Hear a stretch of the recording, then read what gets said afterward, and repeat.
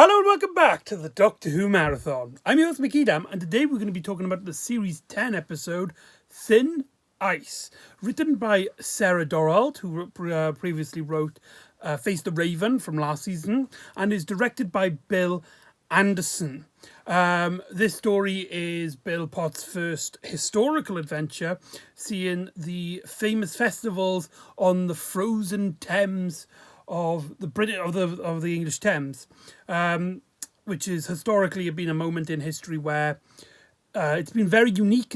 I think it was the last one, 1840 something, when this episode is set. Basically, the Thames used to be frozen over, and you could actually walk on the River Thames, and they used to have festivals and anything. This episode actually deals a little bit about that. It is a pseudo-historical, so there's more scientific elements to it, and more sci-fi elements to it than a usual historical.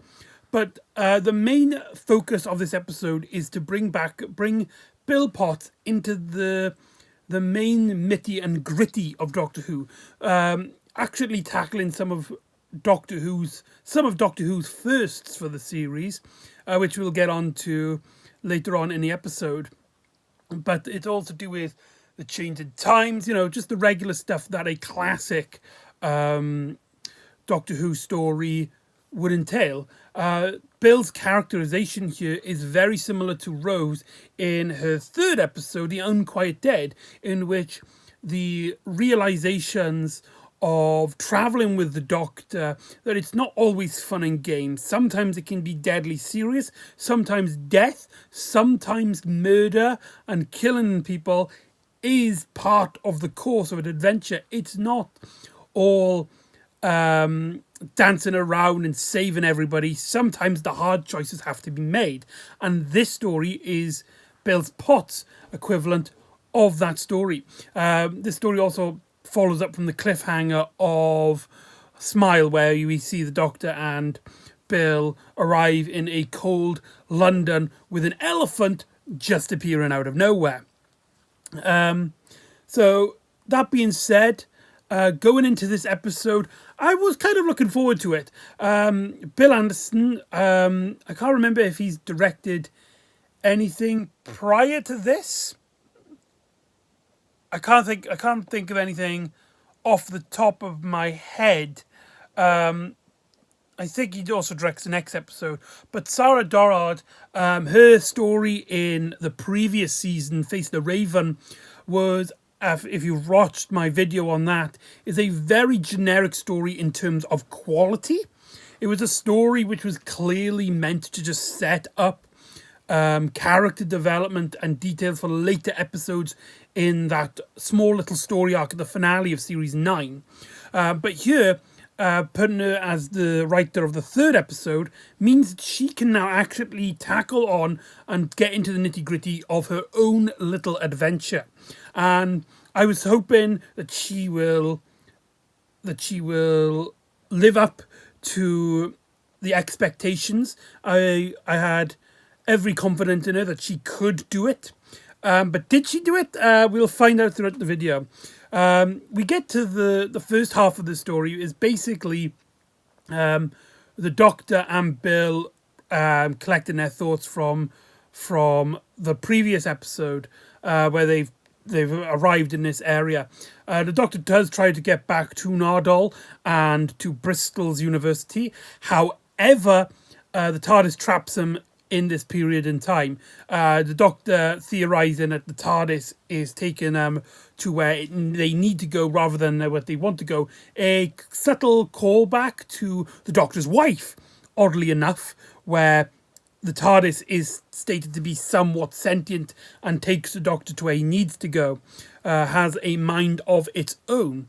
And right here we then get some few discussions between the Doctor and Bill talking about the consequences of time travel, with Bill even referencing, I don't think she referenced it by name, but she gets the whole concept of the butterfly effect, where you stand on a butterfly and it and it could drastically alter the fabric of history as you know it. If you kill one like in the past, it could vastly change the future. However, the Doctor sidesteps this with a great joke about the missing companion, Pete.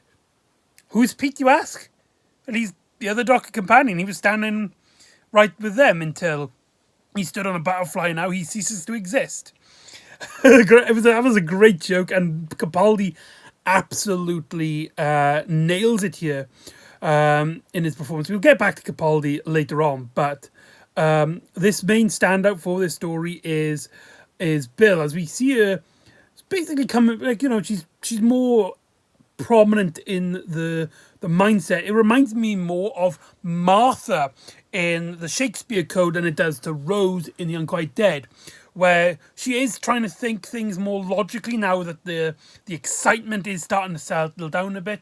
As she does worry, it's like, hold on, she is coloured, so will that become an issue? And what I like about this episode is that, well, I say like, but the story, Doctor Who does have a tendency of trying to lighten history a bit, where they did make that race wasn't such a big deal. Like, a great example is actually the Shakespeare Code, where Martha has this fear of, like, you know, being prosecuted for being black, and the Doctor just kind of pushes her worries away, and the story never really referencing her race, with the exception of some few jokes. Here, the Doctor does kind of do that, and it does kind of keep into his character from the Shakespeare Code. But it's not like it's completely forgotten about. The Doctor does mention that history is kind of whitewashed. I mean, Jesus, the Doctor even mentions that Jesus himself was coloured, but due to history restoration, we now picture him as white for some reason. Like, history is a whitewash. Great line, great message for the story. However, things take a turn when these lights underneath the Thames start appearing and seemingly eating people, and there's this massive giant fish creature living underneath the Thames, hinted to be the reason why the Thames start freezing to a point where people can actually walk in them. And we quickly learn that there is these smaller fishes, these carnivores, that suck people in and use like a psychedelic telepathic with this giant fish which actually eats the humans. And this leads into a scene where the Doctor and Bill, after like experiencing all of these cool stuff in the festival, the Doctor's screwdriver gets stolen by a child, and the child gets followed by the lights and gets killed. This is one of the few stories where a child is killed. And not only that, the Doctor doesn't seem to be particularly, not concerned, but he doesn't seem emotionally attached to the fact that a child has just passed away. Something that really messes Bill up. Now, this is so great in so many aspects. Let's go with Bill.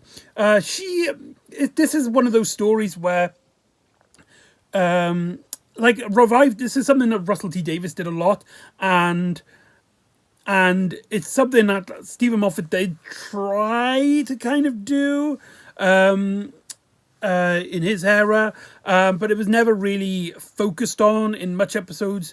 Clara did have one in Cold War, sorry, and that was handled pretty well, but here it is much more focused. It reminds me much more of a Russell T Davies era episode where we get a scenes where, you know, Bill runs away from the Doctor and they have these arguments, and it feels real, it feels genuine, because, you know, it is proper messed up. But the Doctor, as he explains, as he tries to put on a fun face at the start, where it's like, hey, come on, it's, you know, it's adventure, you know, people die all the time. I mean, you've seen like skeletons a lot. You know that people have died, like in the last episode in Smile, and like Bill is like, that's different. Don't tell me how to feel. And she keeps on questioning him about death, And the Doctor basically goes into detail about his philosophy on death, and that basically he's just seen so much death that, and he knows basically what to do in the circumstances of death. He knows to take action, because if he gets time to mourn, other people could die. And he takes it upon himself to not mourn, taking action first into saving lives rather than concerning himself with the recently deceased. It's something that really just hits home well. With Capaldi's Doctor, his era has been very mixed in terms of how he is portrayed within the scripts. In Series 8, he was portrayed as a much more grittier Doctor, much more in line with the third and maybe the first Doctor in First Doctor's way early on in An Unearthly Child, where the Doctor is much more focused on the target than anything else. However, a lot of scenes in Series 8 did struggle with that concept. In Series 9, because of criticisms with the way that the Doctor was portrayed in Series 8, Stephen Moffat drastically differentiated Capaldi's Doctor and turned him into essentially a crazy mad uncle that moved to Vegas and never got married, playing guitar, wearing sunglasses, wearing clothes as if he had just woken up in them, like pajamas, and just saying all of these quirky, trying to be hipster cool, and having these word card things, and tries as hard to communicate, but in the most quirkiest ways possible. And I felt like, personally, for me, it's something I wasn't looking for in a Capaldi Doctor, in a Doctor that's portrayed by Peter Capaldi. Here, the Doctor is much more in line with Series 8 Doctor. However, there is those hints, those charms of Series 9 that were missing in Series 8. However, it is clearly that those charms, those lighter moments, are used more of a disguise, a deception. If anything, this Doctor reminds me so much of the Doctor number 7, Sylvester McCoy, the other Scottish Doctor who kept his accent. And where you have this lighter persona, this Doctor, he does tell jokes, he does lighten up. There's a great scene afterwards where they befriend a bunch of homeless kids who are friends to the one that just died. And one of the girls just kind of asks, where is that kid? I believe his name is Spider. And the Doctor and Bill kind of look at each other, and then the Doctor kind of just completely changes the subject and takes pies out of his heart and is trying to be charming and welcoming, much more like his Series 9 counterpart. However, when he gets to break down, when Bill confronts him, there is that kind of grit, that kind of, we don't really have time to mourn the dead, we just got to get going, otherwise more people will die attitude from Series 8. It is the mixture of both, and this episode right here is the definitive Peter Capaldi's performance for me. It was something that was hinted in certain episodes of Series 9. More specifically, Heaven Sent was like the only time when this kind of Doctor that Peter Capaldi portrayed would influence into the series. But Series 10, this is now the definitive Doctor. This is now how Peter Capaldi portrays the Doctor. It is such a shame that it took his final story, his final series, to portray it, but it's such a great welcoming. And the dynamic between Peter Capaldi and Pearl Mackie, who does a fantastic job with this material. Sarah Dorard clearly loves Bill and clearly loves the 12th Doctor, and the way they're written is because they got some time to breathe, because the most of the story is mainly focused on them and and their character development. It just fine wine.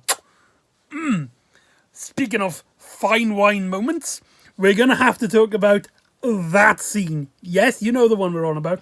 Essentially, the Doctor and Bill after asking a few around about something about a tattoo of a ship, and learning about somebody who's paying people to get into the Thames, and is profiting from this material that's found on the other end of the Thames, presumably the creature's waste. The Doctor and Bill basically confront this man who is running this organization, and the Doctor theorizes he could potentially be an alien who doesn't see human life as equal, as material, if you will. Only for this character, I can't remember his name, I'm just going to call him Racist Man. He's played phenomenally by Nicholas Burns. Yes, Nicholas Burns from Benidorm. That's what. There's plenty of things he's been in, but at the moment in my head, that's all I can think about. That's really bad. I do apologise to Nicholas Burns, who just like comes up and he just confronts Bill just on the fact that she seems to relaxing in his house, and references like you should stand before your betters, a reference to her skin colour, and the Doctor just taps on his shoulder and then bloody whacks him across the face. Oh, we need more episodes where the Doctor just punches racist people. This then leads into a phenomenal scene in which the racist man, he's basically got the Doctor and Bill captive, and he's basically proclaiming like his philosophy, his like what his mindset is in the story, as he just basically his wealth, his mindset is what keeps Britain pure, keeps Britain safe, keeps the empire going. That's what his self-worth is. However, the Doctor goes into this phenomenal speech, another phenomenal speech of the Doctor's in the Stephen Moffat era, and probably one of my favourites, if not one of my favourites, 12th Doctor speeches, in which he proclaims that your worth is not like material, it's not money, it's what the worth that you put on other people. The kid that just died and you just couldn't care less, that's the same worth that you've bestowed on him that you actually have. You have zero worth. You are material because you put material wealth, material ideas onto people, and that is it to you. And it's such a beautiful moment. And I love the directing of it. Bill Anderson does a fantastic job here. And I also like how Nicholas Burns is just, he's a mustache twirling villain. He's clearly the cliche, like evil, I'm racist and I'm a British imperialist Victorian people. And I will admit, like, there is a one-note character, and he doesn't have that much of a screen presence in terms of writing. However, Nicholas Burns really gives a impression here, and he's actually kind of a standout in the episode, which is kind of shocking because he appears like 2/3 into this story. It's strange. However, unlike like quality so far, it's just like the previous two episodes. High quality. The pilot, Smile, and Thin Ice have been top notch so far in this point of the story. What separates Thin Ice, however, from Smile and the pilot is that its final act is brilliant. We get a pretty great, clever, like where the Doctor escapes and you have this fun action scene with the sonic screwdriver and stuff. And there's a great moment when the Doctor essentially tricks someone into using the sonic screwdriver and murders this person. And Bill, there's a great shot of just Bill's face, and she's just in utter shock that she just saw someone just die. And the Doctor's just like, come on, we got to try to evacuate everyone. as the racist character is about to set a bomb off that will destroy the Thames and send a bunch of people into it, killing them, being food for the creatures so they can use more of this waste that it can use. The waste is proclaimed to be like coal, only it burns a lot more powerful, and it also seems to be it can burn in water. It is a shame that they do reference these points, but nothing ever comes of it. We never see like a scene where this flame is like on fire underwater. That would have been really cool. But the scene where we learn this, where the Doctor and Bill infiltrate the business and they trick this guy into basically babbling, brilliant, absolutely brilliant scene. It's all leads to a action scene where the ice starts cracking and Bill starts running, and so does Nicholas Burns' character, and the Doctor does. I can't remember if he's saved or not, but it's a really great action set piece. And the final act of the story is Doctor actually giving the wealth of Nicholas Burns' character to the homeless kids that he befriends throughout the episode, and then returning back from his university. And Bill is just like, what, we made no impact. We just saved a giant creature. I forgot to mention as well, this is again one of a few stories where the Doctor basically gives up his right to choose the history of humans and giving it up to his companion.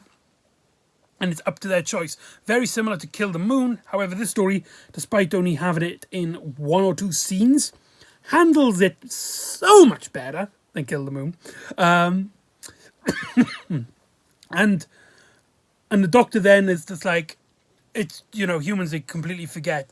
But he looks into articles and realizes that, and shows Bill that those homeless people, those homeless kids that they saved and put the wealth in, they actually succeeded in gaining that wealth and become much better off it.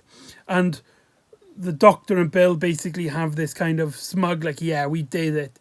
And despite Bill now seeing a much darker side of the Doctor, realizes that darkness is necessary to not only have this fun, this adventure, but save people and just try and do the best they can in a gritty universe, in a universe which does not care by some people's standards. And Bill becomes an official companion at this point. And so that's Thin Ice. Overall, so far in the series, this is the best one, and it's a very great highlight to Series 10. Great action, great set pieces, probably Capaldi at some of his best. Pearl Mackie is really great here. The main episode focuses on them, but the rest of the story, the world building, the directing, the writing, some of the scenes that we have here are so great, so fun, highly recommended. Yeah, just a really good time. So anyway, that's Thin Ice. So join me next time where we going back to the Class Academy, to Coal Hill Academy, as our kids get trapped in detention. So join me next time for Detained, and I'll see you next time on the Doctor Who Marathon. Ta-ra.